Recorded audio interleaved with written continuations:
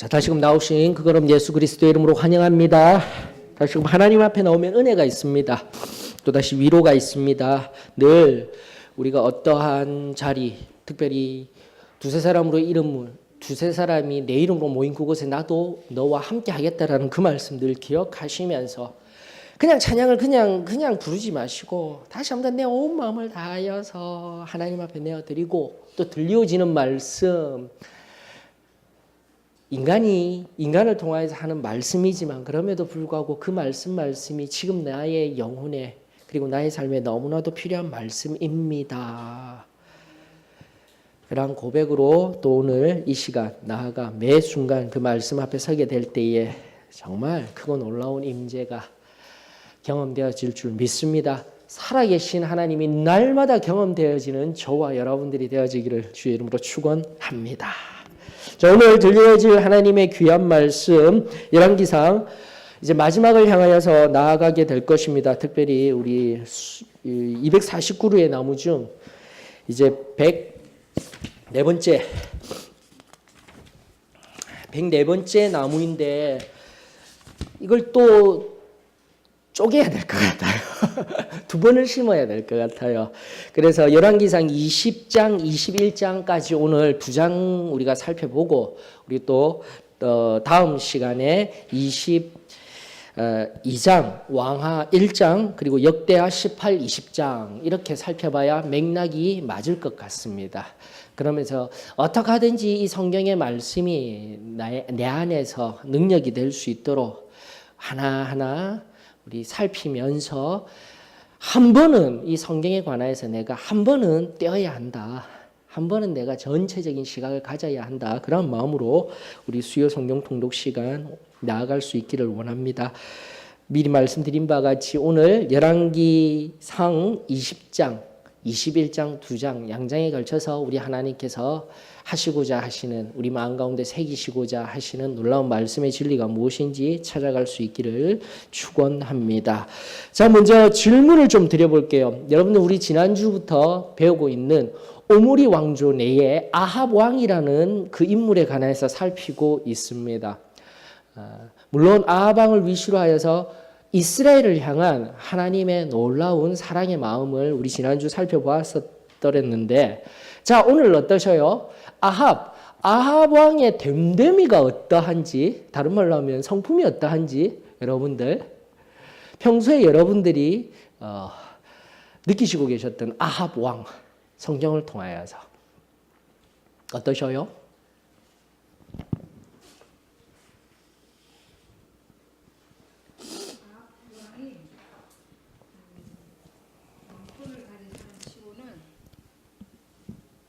성격이 나약하고 비열한 것 같아요. 나약하고 비열하다.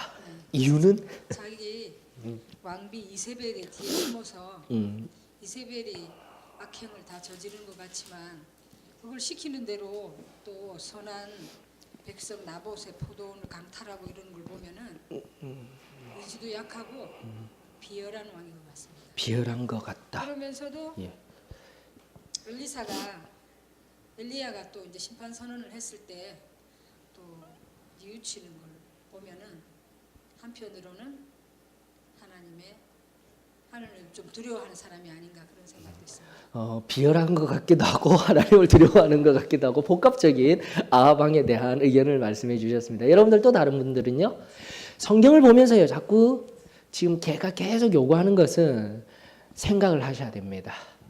생각이 묵상이 되어지셔야 되는 거예요. 그리고 성령께서 뭐라고 하시는지를 자꾸 살피셔야 되는 거예요. 그래요. 또 다른 분은요. 아합 왕. 욕심이 많은 사람.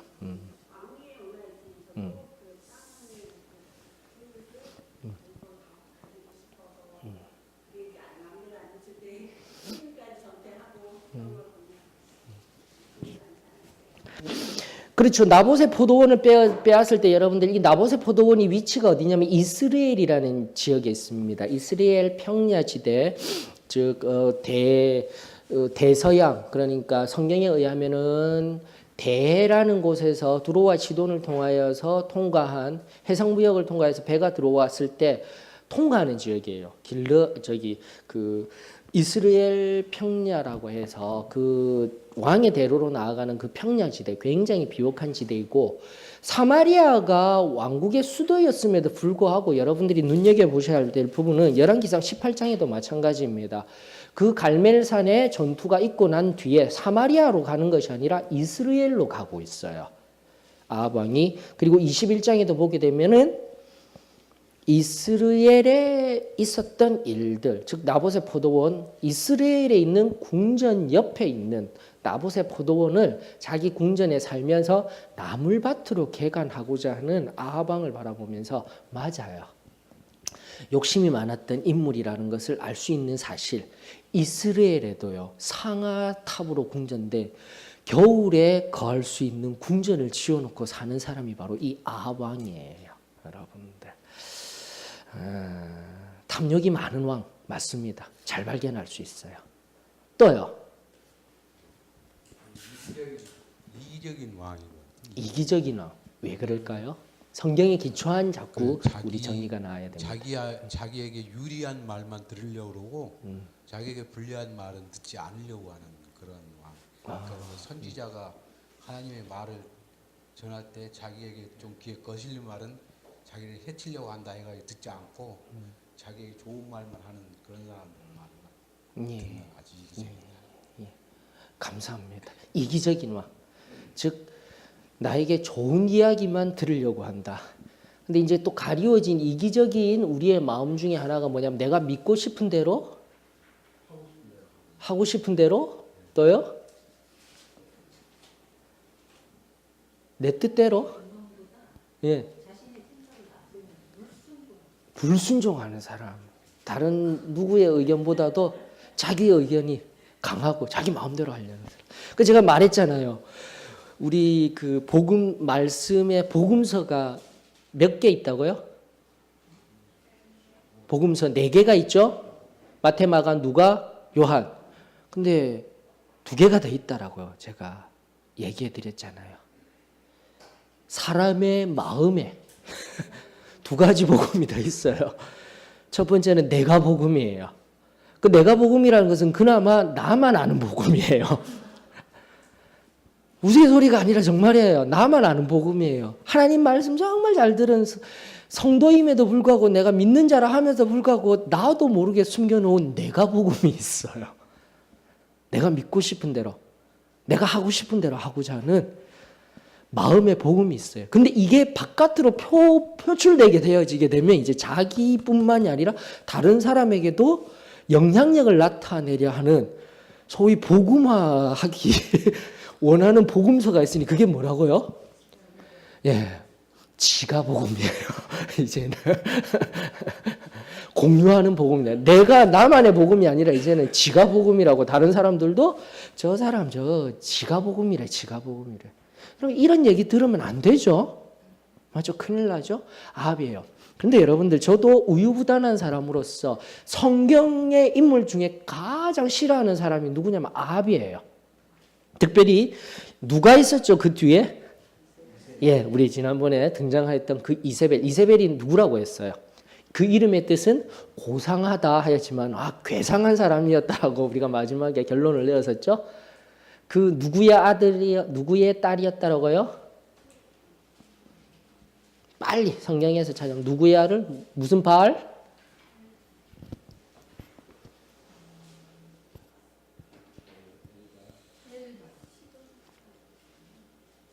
빨리 찾으세요. 성경에서 자꾸 답 찾으세요.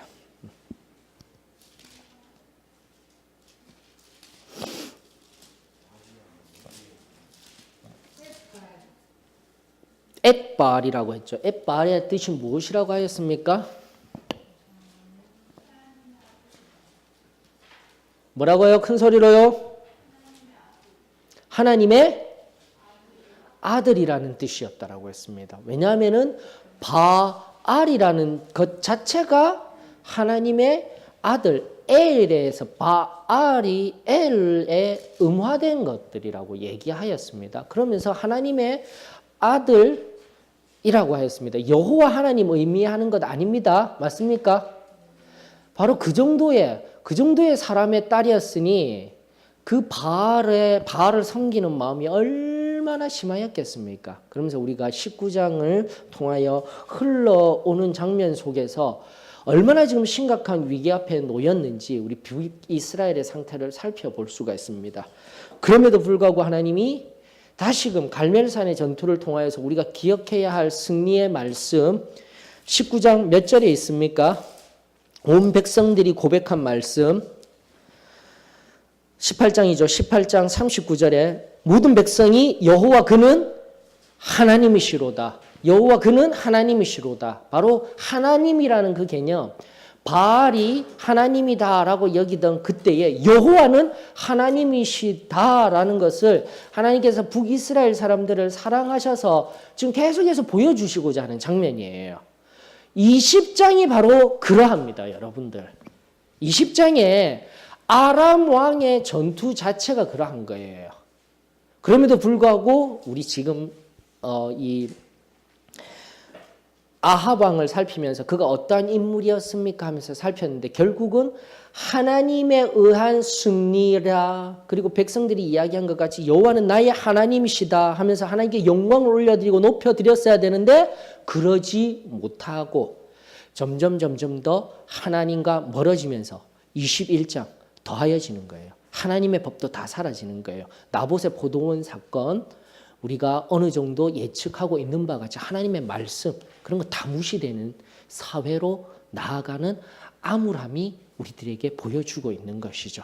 자, 그 가운데서 과연 우리는 또다시 하나님의 자녀들은 이 말씀 속에서 어떠한 교훈을 얻고 어떻게 살아가야 할까? 우리가 좀 살펴보았으면 좋겠습니다. 자, 큰 틀에서 이야기를 드리고 우리 읽어야 할 말씀 21장입니다. 21장 우리 다 같이 큰 목소리로 읽고 말씀의 의미들 하나하나 살펴볼 수 있기를 원합니다. 21장입니다. 그 후에 일이 있으니라. 이스라엘 사람 나봇에게 이스라엘의 포도원이 있어 사마리아의 왕 아합의 왕궁에서 가깝더니 아합이 나봇에게 말하여 이르되 내 포도원이 내 왕궁 곁에 가까이 있으니 내게 주어 채소밭을 삼게 하라. 내가 그 대신에 그보다 더 아름다운 포도원을 내게 줄 것이요 만일 내가 좋게 여기면 그 값을 돈으로 내게 주리라. 나봇이 아합에게 말하되 내 조상의 유산을 왕에게 주기를 여호와께서 금하실지로다 하니 이스라엘 사람 나봇이 아합에게 대답하여 이르기를 내 조상의 유산을 왕께 줄 수 없다 하므로 아합이 근심하고 답답하여 왕궁으로 돌아와 침상에 누워 얼굴을 돌리고 식사를 아니하니 그의 아내 이세벨이 그에게 나와 이르되 왕의 마음에 무엇을 근심하여 식사를 아니하나이까? 왕이 그에게 이르되 내가 이스라엘 사람 나봇에게 말하여 이르기를 내 포도원을 내게 주되 돈으로 바꾸거나 만일 내가 좋아하면 내가 그 대신에 포도원을 내게 주리라 한즉 그가 대답하기를 내가 내 포도원을 내게 주지 아니하겠노라 하기 때문이로다. 그의 아내 이세벨이 그에게 이르되 왕이 지금 이스라엘 나라를 다스리시나이까? 일어나 식사를 하시고 마음을 즐겁게 하소서. 내가 이스라엘 사람 나봇의 포도원을 왕께 드리리이다 하고 아합의 이름으로 편지들을 쓰고 그인을 치고 봉하여 그의 성읍에서 나봇과 함께 사는 장로와 귀족들에게 보내니 그 편지 사연에 이르기를 금식을 선포하고 나봇을 백성 가운데에 높이 앉힌 후에 불량자 두 사람을 그의 앞에 마주 앉히고 그에게 대하여 증거하기를 내가 하나님과 왕을 저주하였다 하게 하고 곧 그를 끌고 나가서 돌로 쳐 죽이라 하였더라.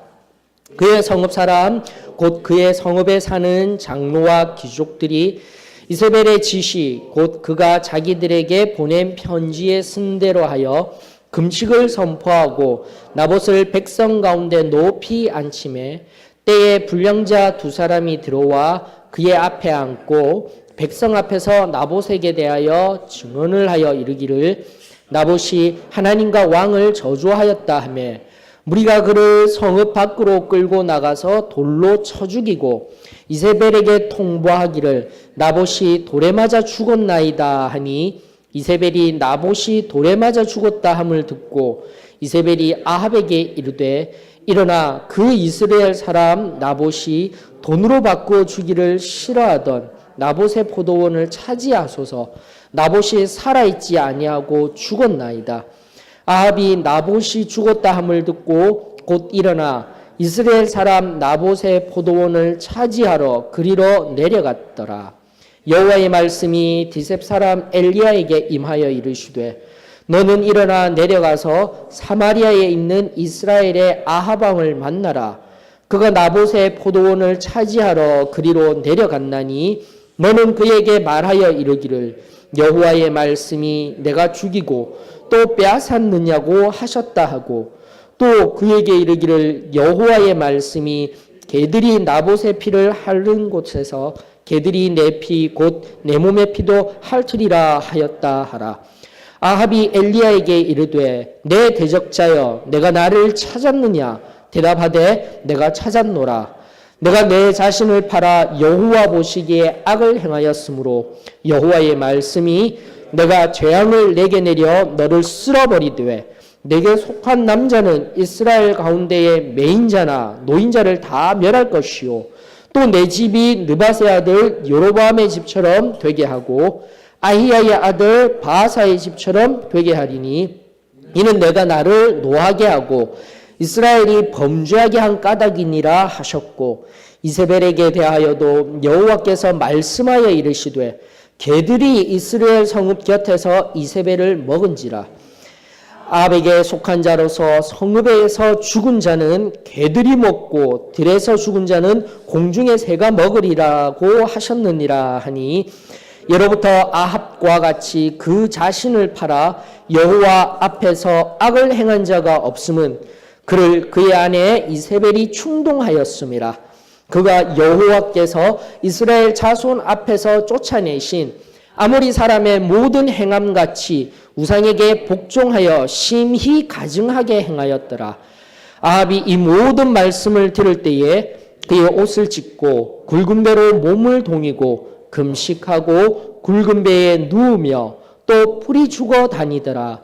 여호와의 말씀이 디셉 사람 엘리야에게 임하여 이르시되 아합이 내 앞에서 겸비함을 내가 보느냐?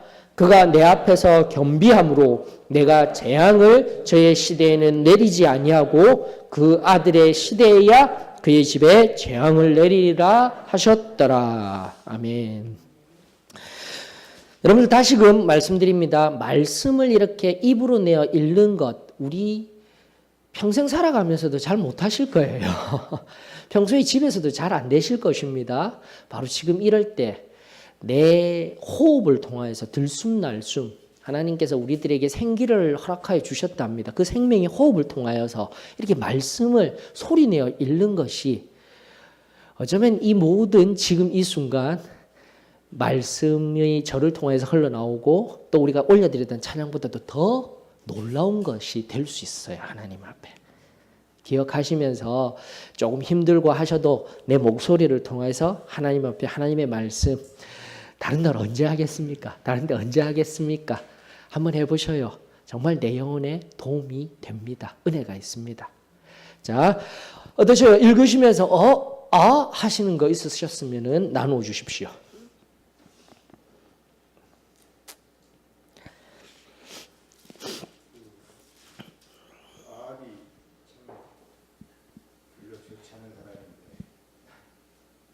끝에 가서 마지막에 아합이 내 앞에서 겸비함을 내가 보느냐고 말씀하시는 하나님 볼 때 참 감동이 됩니다. 감동이 됩니다. 아멘. 그런데 이게 결론이에요, 여러분들. 결론부터 먼저 끄집어낼까요? 회개가 능력입니다. 여러분 지금도 내가 회개할 수 있는 게 능력인 거예요, 여러분들.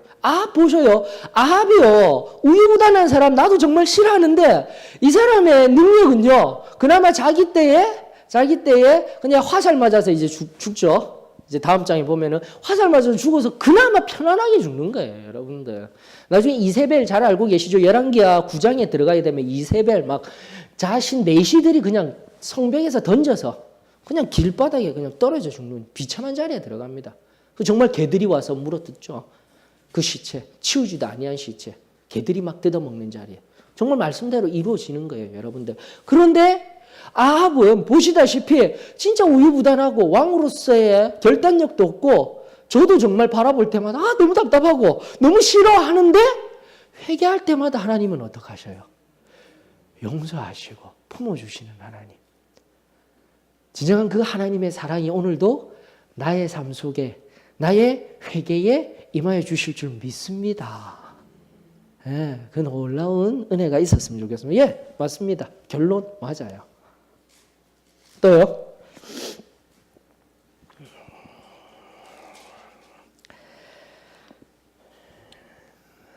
자, 이 내용도 우리가 정말 잘 알고 있는 내용입니다. 그런데 20장을 여러분들이 그냥 쓱 훑어가고 있어요. 우리가 앞선 갈멜산의 전투, 그리고 19장, 열왕기상 19장, 그리고 믿는 자들, 비단 그 목회자들뿐만이 아니라 믿는 자들이 정말 열심으로 섬기다가 나약하여졌을 때 힘이 되고 능력이 되는 말씀이 바로 또 열왕기상 19장의 말씀이지 않습니까? 세밀한 가운데 찾아오셔서 너 왜 이렇게 낭망하고 너 주저앉아 있어? 여기 내가 있을 곳이 아니잖아 말씀하시며 또다시 이렇게 세워주시는 주님. 세밀한 음성으로 우리 그렇게 힘을 얻으며 엘리야가 또 일하고 있죠.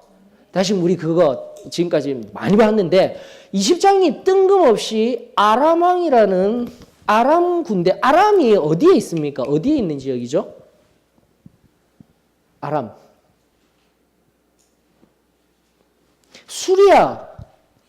수리아하고 연결이 되어져 있죠?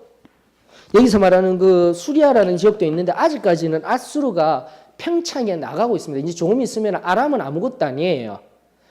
아람은 잠깐 오지만은 누가 북이스라엘을 무너뜨리죠?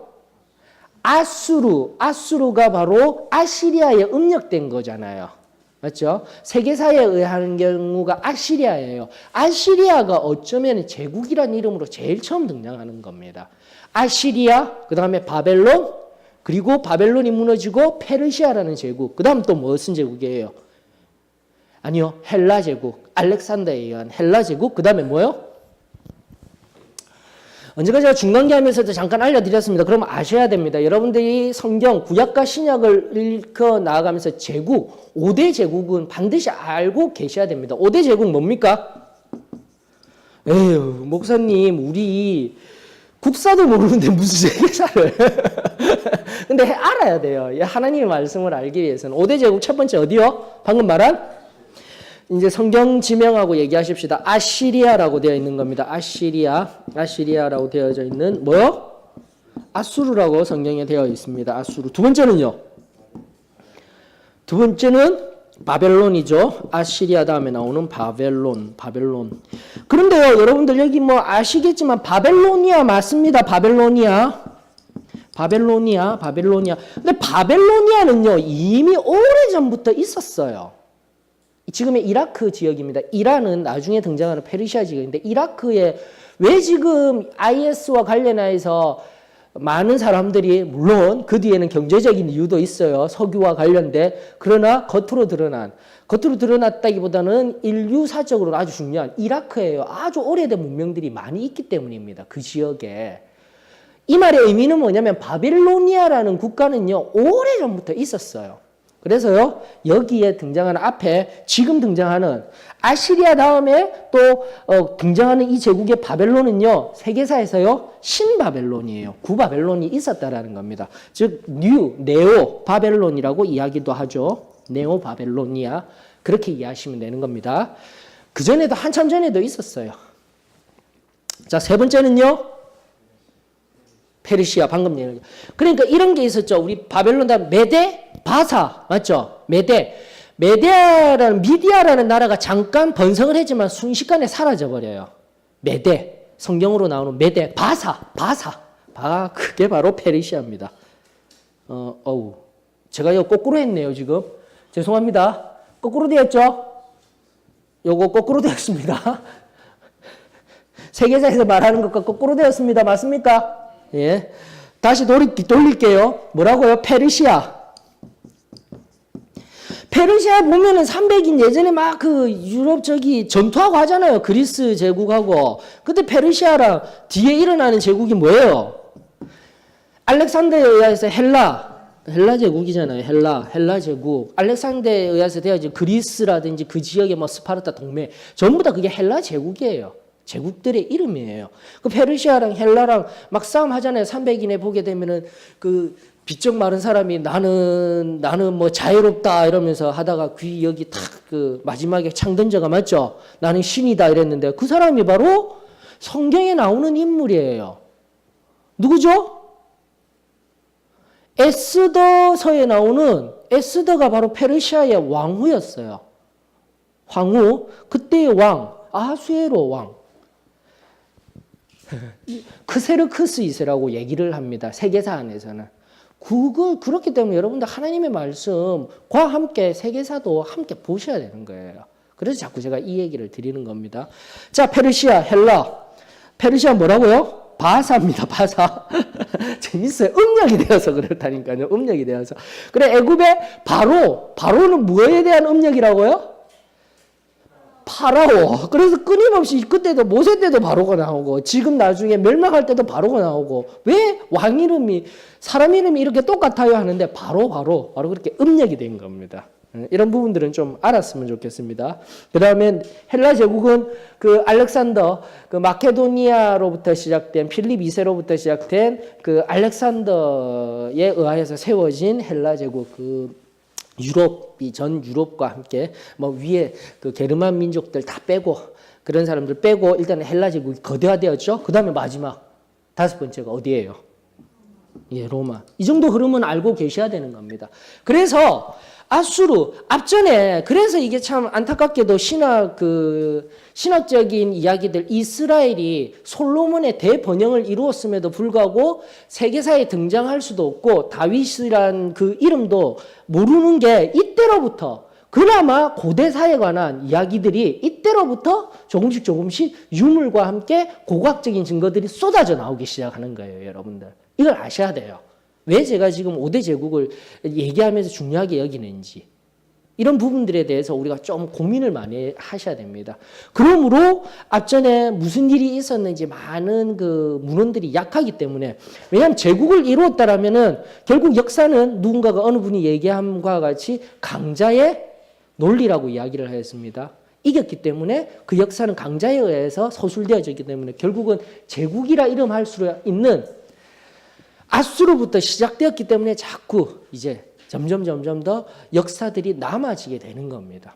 자, 제가 왜 이 이야기를 시작하였습니까? 어느 나라를 설명하기 위하였어요? 바로 이 아시리아가 팽창하기 전에 이제 제국으로 팽창하기 전에 조금 컸던 곳이 어디냐면 아람이에요, 여러분들. 아람이라는 나라예요. 아람, 수리아 제국이라고도 하는데 어쩌면은 그 아람이 원래는 본래 아시리아의 본래적인 의미에 더 가까워요. 아람 제국이.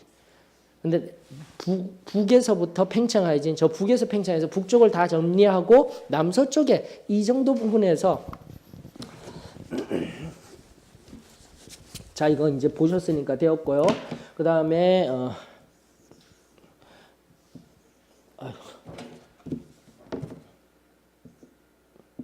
뭐 이거 뭔지 아시죠? 팔레스타인 지도입니다.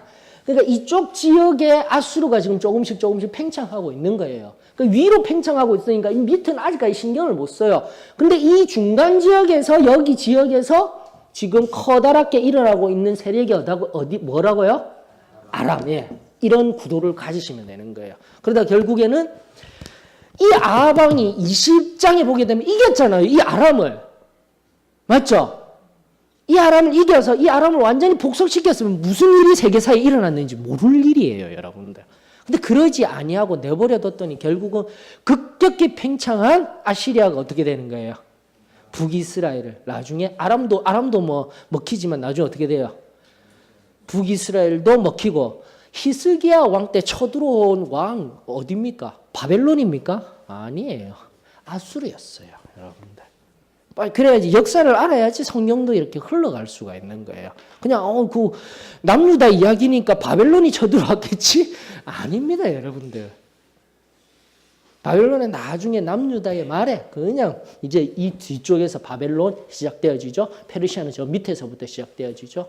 나중에 그것을 다 이룬 왕국이 헬라. 그 헬라를 또 완전히 이룬 게 로마. 그때 그 거대한 제국의 진정한 왕으로 오신 분이 누구라고요? 예수 그리스도. 얼마나 이 놀라운 시간을 가져야 돼. 그때가요 중심이었어요. 세상의 모든 다른데 중국의 무슨 황호 문명, 인더스 문명, 저쪽에 저는 남미 쪽에 아즈텍 문명, 고대 문명들 그런 거 아무것도 아니었어요. 세계의 대중심 속에서 예수 그리스도의 사건이 일어났다라는 것. 이걸 반드시 우리가 알아야 돼요. 자, 그러면서 이제 아람왕 이야기에서 이제 제국까지 넘어가면서 우리가 살펴보았습니다. 자, 이 아람왕이 이제 전쟁을 시작하게 되는데 왕을 몇 명이나 데리고 왔다고 했습니까? 32명 맞죠? 어마어마한 거예요. 그 당시로 보게 되면. 오히려 아람이요. 이 남쪽으로는 팽창하기 힘드니까 두 세력이 부딪히고 있으니까 저 북쪽으로는 아수르가 버티고 있으니까 서로 거대한 세력이 맞부딪히기 이전에 이제 남쪽으로 우리 내려가자. 아람은요. 이 남유다뿐만이 아니라 애국까지 생각하면서 이 지역까지 생각하면서 나중에 모압 암몬 지역까지 다 내려가려고 했는데 결국은 바로 누가요? 여호와 하나님이에요. 아합이 아니에요. 여호와 하나님이 이 정말 광대한 왕국 왕을 32명이나 속국으로 둘 수 있는 그 아람을 단 한 장으로 축약해서 끝내버리신 거예요. 여호와 하나님이 하신 일인 거랍니다. 여러분 이걸 발견할 수 있어야 돼요. 그리고 20장과 21장의 구도는 동일합니다.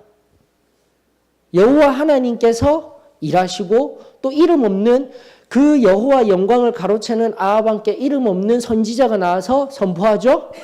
그러나 21장에서 나봇의 포도원 잘못된 일을 하고 있을 때 누가 등장하는 거예요? 엘리야가 다시 등장해서 하나님의 말씀을 선포하죠. 20장과 21장은 동일한 구도예요.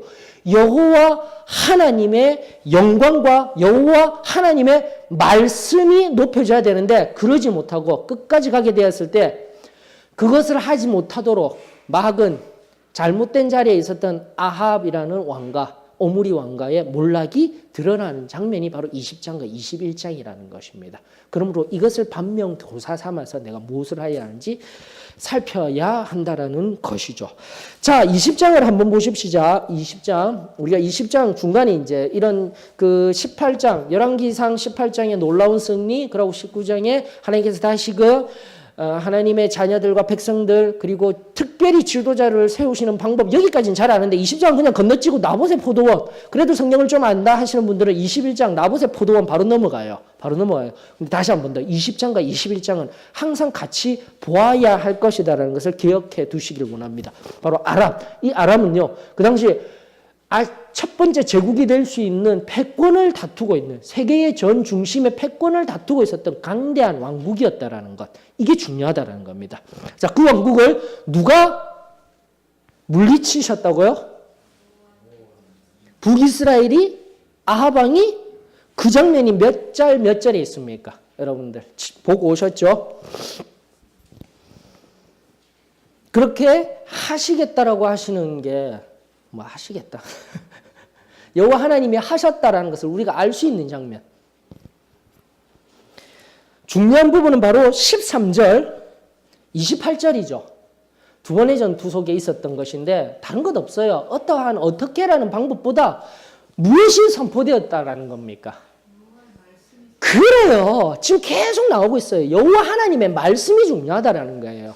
우리 지난주부터 계속 얘기한 거예요. 단 한마디로 하나님 앞에 기도 올려드리고 말씀 올려드렸을 때 말씀을 믿고 하나님의 말씀대로 되어질지다. 말씀으로 다시 돌아가게 될 때 놀랍고 크고 놀라운 일이 일어난다 하지만 이미 이런 일 베나다시 32명이나 되는 그리고 수십만 정도 되는 것 같아요. 지금 보니까 성경에서 순간순간 나오는 그 수십만의 대군들이 왔는데 겨우 모인 이 얘네들 몇 명이었어요. 실질적으로는 15절에 나와 있습니다. 20장 15절.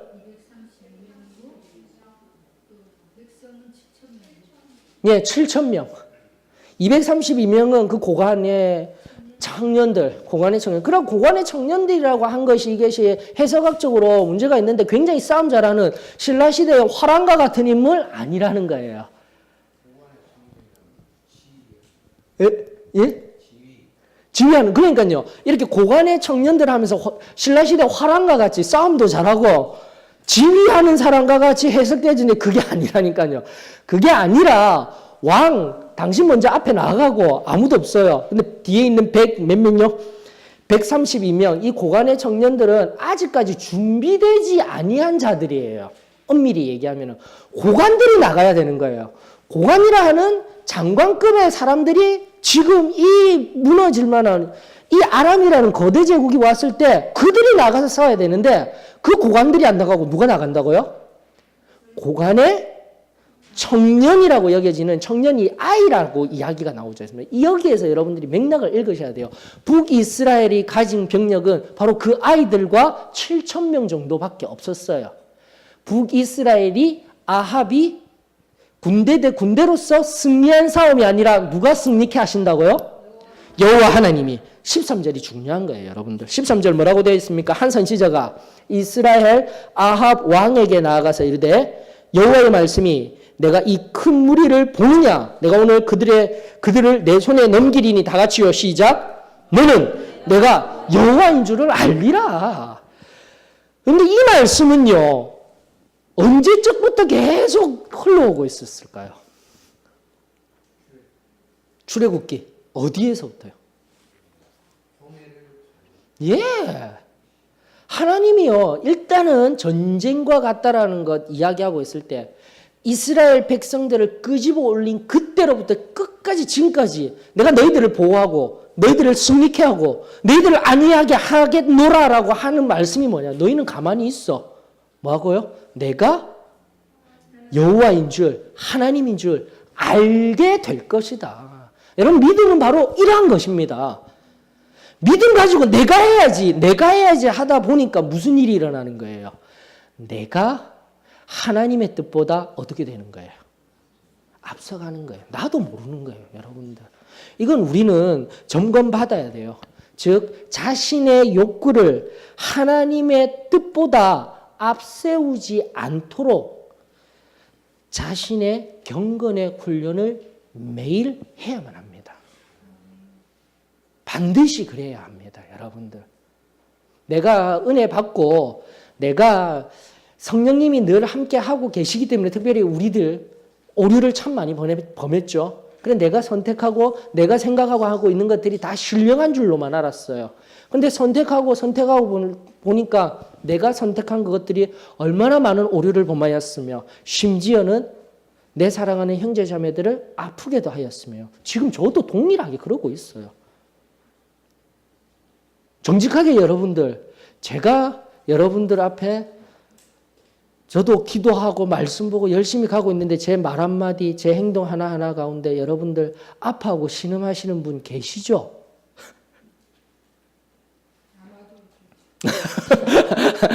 아마도. 있으셔요, 여러분들. 나도 모르는 사이에.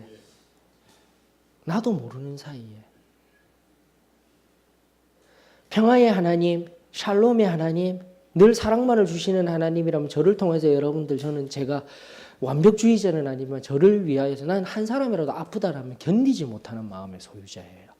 이런 마음을 주신 건 목자의 마음이라 여기고 하나님께 감사를 드립니다. 그러나 제가 모르지만 나의 말 한마디, 나의 행동, 나는 분명히 했는데 청자로서 듣기는 어로 들으셔가지고 힘들어하고 아파하고 그거 어떻게 해야 돼? 그걸 깨달았을 때 하나 되도록 해야 되겠죠. 자, 그런데 그것이 계속 쌓이다 보고 하나님 앞에 경건의 훈련, 내가 생각하고 내 욕구가 하나님의 뜻과 배치되어지고 내가 늘 선택하는 것들이 하나님의 뜻이라 여기며 갔을 때에 심각한 상황에 놓이게 되었을 때 저 하나님 앞에 어떻게 설 수가 있겠습니까? 그래서 제가 누차 얘기하지 않았습니까? 제가 구원받고 성결함 받고 성령 침례받고 그 뒤에 하나님 앞에 엎드릴 때마다 하나님의 임재를 늘 경험하는 것, 그것도 내 안의 능력이지만 저에게 진정한 능력은요, 매일매일 하나님 앞에 엎드려 하나님의 말씀 앞에 서는 묵상의 시간이 제게는 가장 큰 경건의 훈련이었답니다. 여러분들. 아무도 아멘을 안 하시네요. 이거 진짜 아멘 하셔야 되는 거예요. 저는 우리 소망교회 성도만큼은 반드시 그렇게 돼야 됩니다. 훈련하셔야 돼요. 하나님의 말씀 하루라도 놓치지 아니하는 인생이 되어지기를 주의 이름으로 축원합니다. 훈련하셔야 됩니다. 정말요. 하나님의 말씀 그리고 가장 기본적인 아침에 딱 일어나면 제발 하나님을 먼저 찾으셔야 돼요. 아침에 일어나서 부시시해가지고 오늘도 늦었네 후닥닥 하는 인생이 아니라 미리 확보해서 아침에 말씀을 읽든지 아니면 잠깐이라도 뭐 해야 돼요. 그 시간 확보해야 돼요. 그리고 오늘 이 하루 하나님의 손에 붙들려 있기를 원합니다. 그 기도 올려줘야 돼요. 아멘이죠? 그거 없으면은 그냥 하루 그냥 시작해요. 그래 막 분주하게 살았어요. 너무 피곤해서 골아떨어져 그냥 자요. 그 삶이 계속 쌓여보세요. 내 안에 성령 하나님, 내 안에 경건, 아무런 능력 없으면 언젠가는 깨닫게 되어지고 그때 내가 무슨 말을 했으면 어떠한 행동을 했으면 누가 아파하고 있는지 다 보이게 될 거예요. 여러분들. 심각한 자리에 놓이게 될 겁니다. 우리 깨달아야 되는 거예요. 여러분들. 그러면서 하나님 앞에 기도하고 기도로 시작하여서 말씀으로 다시금 잠깐이라도 아침 시작하고 나중에 잘 때도 그냥 자지 말고 어떻게 해요? 기도하면서 뭐 하라고 했어요? 이 하루를 살피라고 했잖아요. 내가 이 하루 동안 행여라도 관계에 문제가 있지는 아니하였는지 내 입으로 내 행함으로 범죄한 것이 없었는지 살펴야만 됩니다. 사도의 신앙교회 영적인 영생에 이르는 길 그과에 제일 처음 시작할 때 반드시 경건의 훈련으로 하라라고 가르치고 있습니다. 근데 우리 은혜 받는 것만 받아야 된다라는 것만 알았지 그 뒤에 경건의 훈련에 대해서는 전혀 이야기를 못 들었어요. 이제 시작일 뿐입니다. 여러분들. 다시 한 번 더 하나님 묵상하는 가운데 그리고 아침에 일어나 기도하고 저녁에 기도하고 하는 것 그것 없으면 나는 내 안에 아무런 능력이 없습니다. 아하방을 바라보면서 뭐 이런 사람이 다 있어 하는데 또다시 깊은 말씀 가운데 들어가게 되면 내 모습이구나 라고 고백할 수밖에 없는 거예요. 여러분들. 볼까요? 여러분들? 그래서 승리를 막 경험하였습니다. 두 번째 승리도 이제 첫 번째 승리는 물론 여러 가지 정황들을 살피게 되면 이 적은 숫자로 어떻게 이 대군대를 이겼을까 보게 되면은 술 마시고 이 북이스라엘 별거 아니야. 우리는 패권을 지금 다투고 있는데 맞죠? 술 마시고 떠들고 그렇게 하고 있죠. 보이시죠? 그러니까 결국은 그렇게 해서 이긴 것 같아요. 근데 두 번째 전투가 언제 일어납니까? 22절로부터 또 두 번째 전투에 관한 이야기가 등장하고 있어요. 이게 지금 전면전인 것 같아요. 잠깐 시간이 흐른 뒤에 선지자가 또 나타나서 준비하셔야 됩니다. 북이스라엘에게 준비할 시간을 주셨어요. 그때는 좀 병력이 많이 늘 수도 있겠죠. 그런데 아람 군대는 그냥 가만히 있었겠습니까? 아니죠. 그때 우리 술 마시고 얕잡아 봤다가 우리 졌지만 지금 준비 철저히 하자. 세 가지 준비 어떻게 합니까? 그 여호와라는 신이 산에 특별히 우리가 괜히 산속으로 들어갔다가 우리가 당했다. 우리가 믿는 아람은 넓은 대지예요. 대지 자체가 아니라 굉장히 넓은 평야지대에 있던 사람들입니다. 그래서 그들이 섬기는 신들은 뭐라고요? 우리는 평야의 신이야. 그렇기 때문에 평야지대에서 싸워야 돼. 바로 여기 아벡이라는 곳에 여기 갈릴리 바다 북동쪽 여기 이 부분에서 아벡이라는 곳에서 전투를 시작하려고 하는 거예요. 그것이 첫 번째. 두 번째는 뭡니까 또? 31절로부터 그 이야기가 쭉 나오고 있어요. 31절은 진 싸움이고요. 22절로부터 23절로부터 나오고 있죠. 23절 평지에서 싸워야 된다. 두 번째는요. 총독들 나오죠. 이제 앞선 고관의 청년들이라는 것과 반대되는 총독들. 왕들 괜시리 복종하고 있는 왕들 싸움도 못하고 배만 불뚝하게 나온 그런 싸우지도 못하는 사람들 말고 정말 잘 싸우는 날렵한 사람들 전부 다 야전사령관들 전부 다 세워서 가자라는 거예요. 그리고 어떻게 해요? 세 번째 막 아무렇게나 세우지 말고 기병들은 기병들대로 또 어떻게 해요? 보병들은 보병들대로 전략적인 전투를 하겠다라는 것입니다. 그 커다란 싸움으로. 지난번처럼 술 마시고 우리 절대 그렇게 싸우지 않겠다. 근데 결론은 어떻게 돼요? 결론은 28절의 말씀에 또 여호와 하나님의 선지자가 와서 뭐라고 이야기를 합니까?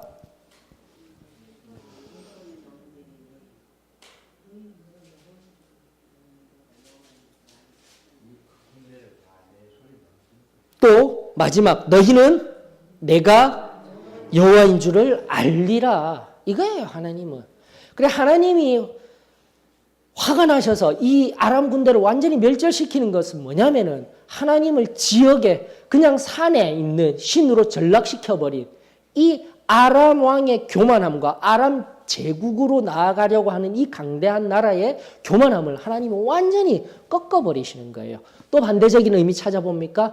교만함은요, 우리 신앙의 절대적인 대적입니다, 여러분들. 반드시 아셔야 되는 겁니다. 교만함, 내 안에 은밀하게 내가 우상이 되려 하고 내가 중심이 되려고 하는 것, 그게 바로 교만함이에요, 여러분들. 거기서부터 시작되는 겁니다.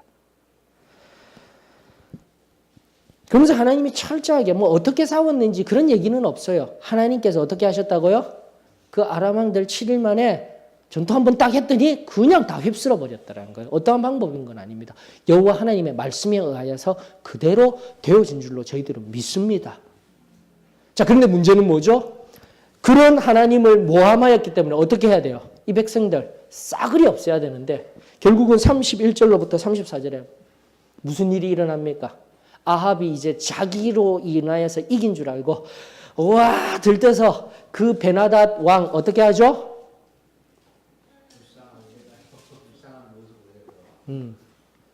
불쌍하다고 내어버리는 거예요. 빼앗았던 성읍, 원래 우리 성읍이었어요. 여기서 말하는 거는 원래 우리 성읍이고, 그나마 하나는 한 게 뭐냐면 자기 나라 수도 다메섹, 수리아의 수도 다마스커스라고 합니다. 지금 터키에 있는 그 다마스커스 다메섹에다가 뭐 하겠다고요? 기념비 하나 만들어줄게. 그래.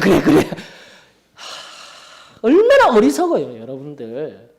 빼앗긴 성읍들 다 줄게. 원래 우리 거잖아요, 맞죠? 그냥 아람왕 그냥 그대로 이스라엘 내버려야 돼요. 그런데 몇 년 뒤 무슨 일이 일어나는 겁니까? 3년 뒤 22장 1절에 보면 그 아람이 다시 3년 뒤 힘을 얻어서 어떻게 하는 거예요? 싸움이 또다시 일어나는 거예요. 결국은 아합이 하나님 앞에 묻고 하나님의 선지자 앞에 가서 이 일을 어떻게 할까요? 하나님께 영광을 돌리고 했어야 되는데 그러지 못하고 자기가 앞서 우리 제일 처음 시작했죠. 자기가 복음이 되어서 자기 뜻대로 하나님의 뜻이 무엇인지를 잃어버린 채 자기 마음대로 하게 될 때 결국은 지금은 당장은 무슨 일이 없더라도 나중에 무슨 일이 일어나는 거예요.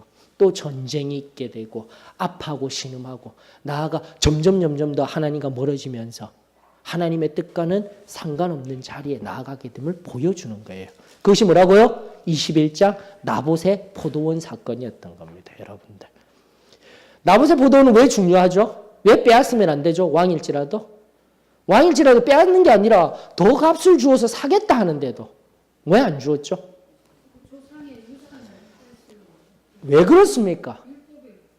율법 어디예요? 레위기 25장 23절 빨리 누가 찾아서 큰 소리로 읽어봐 주셔요. 레위기 25장 23절.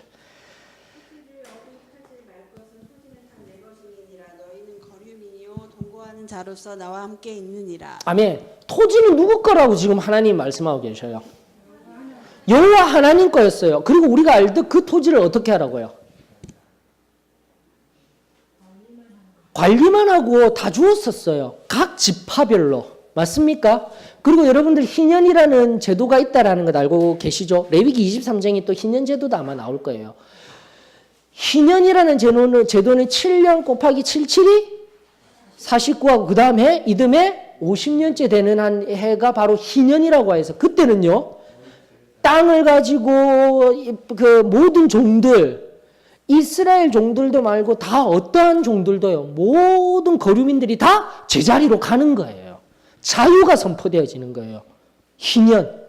그렇기 때문에 그 자유가 주어진다는 것은 뭐냐면은 여호와 하나님이 너희 옛적 가나안 땅에 들어갔던 12지파별로 딱딱딱딱 나누어서 또 가족들에도 주어진 그 땅을 어떻게 하라고요?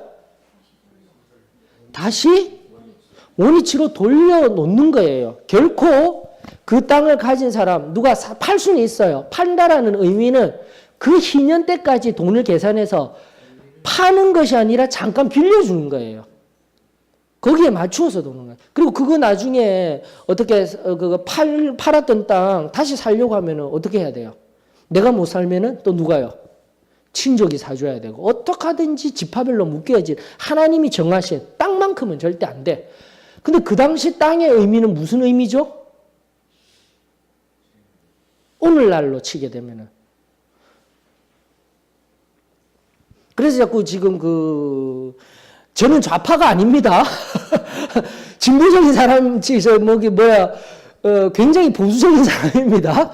근데 공유 개념의 모든 것들, 공유 개념의 이야기들 많이 나오고 있잖아요. 그리고 제발 우리 월급 받고 하는 것들, 동일하게 가자라는 이야기들 이야기하는 게 바로 그런 개념이에요, 여러분들. 동일하지는 못할지언정 최소한의 최저임금은 받도록 하자라는 이야기가 그냥 좌파적인 생각이다, 공산주의의 이야기다, 진보적인 이야기다가 아니라 어디에 나오고 있어요? 성경에 나오고 있습니다. 여기에 관해서는 제가 이런저런 말 안 할게요. 여러분들 저기 태백에 가면 예수원이라는 정말 성공의 신부님이, 대천덕 신부님이 정말 잘 만드신 공동체가 있습니다. 알고 계시죠? 예, 거기에 영성 순례 같은 거 정말 좋아요. 제가 꼭 한번 가보고 싶은 곳이에요. 어떠한 곳보다도. 지금은 어떤지 모르겠어요. 대천덕 신부님의 책 가운데 바로 이 개념이 있어요, 여러분들. 토지는요, 근본적으로 공개념이 되어져야 돼요. 근데 오늘날 우리 사회에 있어서 토지가 어떠한 자리에 있는지 사유재산화 되어지게 되면서 조금은 왜곡되어진 자유경제주의 체제에 놓여 있음으로 말미암아 일어나는 시스템적인 악들을 여러분들은 조금 알고 있으셔야 됩니다. 거기에 대해서 제가 여러 얘기를 하고 싶지는 않습니다. 왜 처음으로 다시 저는 좌파가 아닙니다라고 이야기를 하면서 시작하는 거예요. 성경의 이야기입니다. 그러면서 결국은 나봇이 가지고자 한 것은 난 지금 이 밭에서 어떻게 하겠다는 거예요. 포도원으로 지금 나와 하나님이 나에게 약속하여 준 이 땅에서 뭐 하겠다라는 거예요. 내 가족들이 즐겁게 살고 해야 되는 거예요. 즉 이 나봇의 포도원을 가지겠다라는 의미는 뭐예요? 그 삶의 땅만 빼앗는 것이 아니라 지금의 모든 생명, 삶의 터전 그 모든 것을 다 가지겠다라는 거예요. 근데 목사님 포도원을 뺏어가지고 왜 채소밭을 만들라고? 앞서 말씀드린 이스라엘 궁전 옆에 자기 취미 삼아. 왕이 채소밭이 없어서 채소밭을 아니겠죠. 앞서도 얘기했지만 탐욕이에요. 탐욕의 문제예요. 탐욕의 문제. 끊임없이 더 가지고. 예. 그러니까 이 포도원을 통해서 지금 한 가족이 지금 살아갈 삶의 터전을 빼앗아서 뭐 하겠다는 거예요. 이게 보이셔야 되는 겁니다. 그러면서 왕이 점점 더 못자는 거예요. 국가적인 문제도 여호와 하나님의 영광을 위해서 여호와 하나님이 왕이시더라고 다시 돌아가야 되는데 돌아가지도 못하고 자기 마음대로 했었죠. 근데 지금 사유재산 문제까지도 하나님께서 이미 명확하게 율법에 말씀하여 놓으신 그 하나님의 말씀조차도 자기 마음대로 하려고 할 때에 문제는 아합은 알고 있기 때문에 끙끙 앓기만 하는 거예요, 여러분들. 성경에 보면은 뭐라고 하고 있습니까? 43절에도 보면은 이스라엘 왕이 근심하여서 뭐 얘기하고 있더라. 나중에 보면은 이 또 그런 말들이니까 4절에 이거는 내 조상의 유산입니다. 하나님의 말씀에 의거한 것입니다. 이건 줄 수가 없습니다. 하니까 왕궁으로 돌아와 침상에 누워 얼굴을 돌리며 식사를 아니하고 끙끙 앓고 있는 거예요. 왜? 자신이 왕으로 있고 지금도 자기가 마음대로 하고 있음에도 불구하고 자기는 알고 있는 거예요. 아합은 알고 있는 거예요. 나보다 더 큰 권위 뭐가 있다고요? 여호와 하나님의 말씀을 알고 있다. 아합은 그나마 알고 있기 때문에 또 근심하고 또 돌아서고 할 수가 있는 거예요. 맞습니까? 18장에서도 그 승리 보고 아합 왕은 돌아섰잖아요. 근데 다시 왔더니 이세벨이 문제를 일으키잖아. 그때 짜잔 등장하는 이 괴상한 여인이 누구예요? 이세벨이라니까요, 여러분들 이 의미는 뭐냐면 여러분들 반드시 바로 아셔야 돼요. 나는 하나님의 말씀을 알아서 내 욕구보다는 이 하나님의 뜻이 힘들지만은 가야지 하고 있는데 내 옆에 가장 가까운 사람이 문제를 일으켜요. 정말이에요, 여러분들. 내 삶의 법칙입니다. 기억하세요. 내 가족이 나를 힘들게 해요. 내 가족으로 인하여서 그것이 긍정적인 것이든 부정적인 것이든요. 나에게 가장 가족 이래 보니까 완전히 가족만을 이야기하는데 다시 한 번 더 강조합니다. 가장 가까운 사람, 내가 사랑하는 사람. 긍정이다 부정적인 영향이다 뭐냐면 그 사람이 하나님을 모르는 사람이라면 이세벨과 같이 하는 거예요. 그러나 하나님을 알기 때문에 그 사람 또한 아직까지 만약 연약한 자리에 있다면 그 사람을 사랑하는 마음이 더 크기 때문에 내 가족 때문에 하나님의 말씀에 의해서 내가 가야 할 길이 있음에도 불구하고 만약 가족이라고 내가 사랑하는 그 대상이기 때문에 하나님보다 뭐가 되는 거예요? 이 사랑하는 대상이. 하나님보다 더 사랑함으로 말미암는 우상의 자리에 들어가기 때문에 이세벨에 의하여서 아합이 휘둘리듯이 나 또한 하나님의 말씀의 기준에서 어떻게 될 수 있다고요? 흔들릴 수 있다. 아합은 바로 나의 모습입니다. 라고 우리 고백해야 되는 거예요, 여러분들. 말씀 앞에 이렇게 서야 되는 거예요, 우리는 항상. 제3자와 같이 여기지 마십시오. 지금 내가 하나님의 말씀의 기준 알고 있는데 그래도 하나님의 말씀을 따라야지 했는데 바로 이세벨이라는 내 안에 가장 가까운 그이가 오늘 하나님의 말씀 앞에서 나를 뒤돌아서게 하는구나. 나를 힘들게 하는구나. 그때 붙들어야 할 것, 이세벨의 옷자락을 붙드실 것입니까? 아니면 여호와 하나님의 말씀을 붙들 것입니까? 여러분들이 삶의 매 순간순간 결정해야 되는 것. 그것이 바로 믿음입니다. 그래서 언젠가 설교할 때도 말씀드렸잖아요. 믿음은요. 점점 더 자라나가는 것이 아니라 뭐라고요? 그 삶의 매 순간순간 단수화된 단 하나예요. 그때 선택하면서 나아가는 그게 믿음인 거예요. 지금 내가 여기서 잘못 선택하게 되면 이렇게 해서 더 가까이 갈 길을 또 돌아가게 되는 거예요. 또 돌아가게 되는 거예요. 또 돌아가게 되는 거예요. 그러면서 우리가 지금 계속해서 사무엘 상으로 시작돼야지 특별히 이야기 속 설화가 아니라 이야기 속 그리고 이 스토리가 있는 이 상황 속에서 인간의 삶의 영역에서 바로 하나님이 하시는 방법은 한 번 잘못했다고 끝내는 것이 아니라 끝까지 참으셨잖아요. 사울도 참으시는 거 보셨죠? 지금도 아합 계속 참으시고 보시고 계시잖아요. 또 돌이키니까 어떻게 하셔요? 하나님이? 또 용서해 주시고 가게끔 하시잖아요. 징계는 있을지언정 그 마지막 심판은 하나님께서 유보하시고 또 품어주시는데 나는 결국 끊임없이 내 믿음 저버리고 이세벨의 속삭임에 긍정적이든 부정적이든 거기에 매달려서 휘둘려서 살아가게 된다. 여러분들 거기서 가장 잘 나타내주는 말씀이 21장 25절에 있는 말씀입니다. 여러분도 아합과 같이 그 자신을 팔아 여호와 앞에서 악을 행한 자가 없으면 그를 그의 아내 이세벨이 뭐하였습니다? 종명하였습니다. 이거 반드시 기억하십시오. 삶의 사단은요. 결국은 시커멓게 등장하여서 내 마음 가운데 무슨 악한 영으로서 와서 나에게 이야기하는 것이 아니라 다시금 반복합니다. 가장 가까운 자리에서 가장 사랑하는 모습으로 가장 중요한 상황으로 나에게 찾아와 유혹하는 것. 바로 그때 우린 무엇을 잡아야 된다고요? 여호와 하나님의 말씀. 그 말씀을 붙들기 위해서 기도해야 합니다. 다시 한번 순결한 자리에서요. 좀 단순하게 가자고요. 제가 계속해서 이야기하고 있는 것들이 있죠. 실용적인 자리, 융통성이 있는 자리, 좀 융통성을 가지자. 우리 교회 생활하는데 다시 한 번 더 강조합니다. 제가 여기에 서 있는 이상은 제가 만약 소망계의 목회자로 있는 이상은 실용성, 융통성 그런 얘기 하지 마셔요. 하나님 말씀 앞에서. 절대 그렇게는 안 갑니다. 그리고 우리 성도들도 그렇게 가지 아니하기를 간절히 원합니다. 하나님 앞에 순결한 신부들이 되어져야죠. 돌아가는 발걸음이라 할지라도 우리가 조금 더 실용적이지 못하고 융통적이지 못하고 경제적으로 좀 손해를 입는다 할지라도 하나님 앞에 순결해야 되는 거 아닌가요? 여러분 그것 때문에 지금 우리 이 교회에 오는 거 아닌가요? 뭐 하려고 지금 이런 목사한테 자꾸 쓴소리 들어가면서 가요. 저 좋은 교회 많잖아요. 복준다 하고 기도하면 하나님 막 성공 주고 복 주고 하는 그런 교회에 가면 되잖아요. 근데 왜 여기 와서 항상 목사님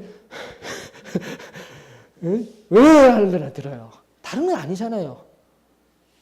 순결하게 온전히 하나님께서 기뻐하시는 자가 누구인지를 여러분들 알기 때문에, 그 비밀을 알기 때문에 우리 걸어가고 있는 거 맞죠? 다시 한 번 더 우리 소망교회가, 나아가 우리 사도의 신앙교회, 다시 한번 순결한 그 성령 하나님이 오셔서 처음 우리에게 일하셨던 그 놀라운 은혜 그대로 우리가 회복되어지는 역사가 있기를 주의 이름으로 축원합니다. 다시 한번 어떠한 모습으로 서 있는지 나 자신을 살펴야 합니다. 특별히 이제 마지막 장 우리 장유한 형제님이 먼저 꺼내셔서 나눈 바와 같이 내 마음에 감동이 있었습니다 하는 바와 같이 잘못된 거 깨달았습니까? 문제가 있다라는 거 깨달았어요? 나봇의 여호와 하나님 말씀 앞에서, 그 원래 율법이 주신 그 말씀 앞에서 나봇이 죽임을 당하고 했을 때 너에게 죄와 심판이 있을 거야, 너 지금 이렇게 죽을 거야 했을 때 이 아합처럼 겸비한 마음을 가지는 거예요. 회개가 필요한 거예요. 여러분들 오늘 두 가지는 꼭 기억하셔요. 자신의 욕구를 하나님의 뜻에 앞세우지 않도록 어떻게 해야 된다고요?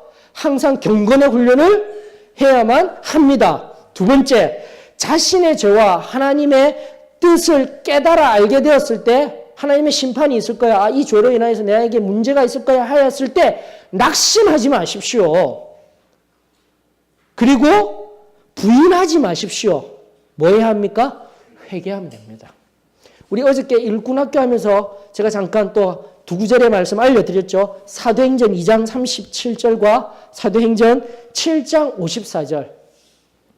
기억하고 계시죠? 일꾼학교 하신 분들. 하나님의 진리의 말씀이 흘러가면 다 뭐가 된다고요? 마음에 찔림을 받아요. 찔림을 받는데 2장의 경우에서는 어떻게 해요?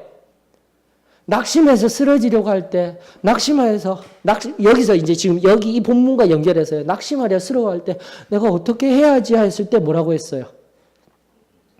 주 예수 그리스도를 믿으라. 돌아오면 되는 거예요, 여러분들. 돌아오면 되는 거예요. 그리고 7장에 있는 스데반 설교 후에 동일한 거잖아요. 마음에 찔림 받았어요. 그런데 어떻게 해요? 이를 갈아요. 부인해요. 세상 사람들 당연히 그렇게 해요, 여러분들. 앞으로 이제 내년도부터 우리 세상을 향해서 전도가 중심이 되어져서, 관계 전도로부터 시작하겠지만 전도가 중심이 되어서 세상을 향해서 나가야 되는 거예요. 내 마음이 강화해지지 아니하면 안 돼요. 10명 중 9명은 어쩌면 우리를 경시할 거예요. 멸시할 거예요. 그래도 나가야 되잖아요. 왜? 내가 받은 이 사랑을 저들도 알아야 하기 때문에 내가 커져야 돼요. 그 마음에 찔리지만은 분명히 내 말하는 것, 성결에 의하여서 성령 하나님이 일하시면서 그 진리 가운데 말하고 행하는 것 알고는 있지만 어떻게 한다고요? 이를 갈며 쓴소리하고 괴악한 말들 하게 될 때 우리 어떻게 받아야 돼요? 악을 악으로 갚을 것입니까? 아니죠. 그 능력이 다시 회복되어져야 되는 거예요. 순결함으로 여러분들. 다시 한 번 더 나 자신 낙심하거나 부인하거나 그런 가운데 있지 말고 우리 뭐 하면 되는 거예요? 회개하셔요. 회개가 능력입니다. 그리고 경건의 훈련 게을리하지 마셔요.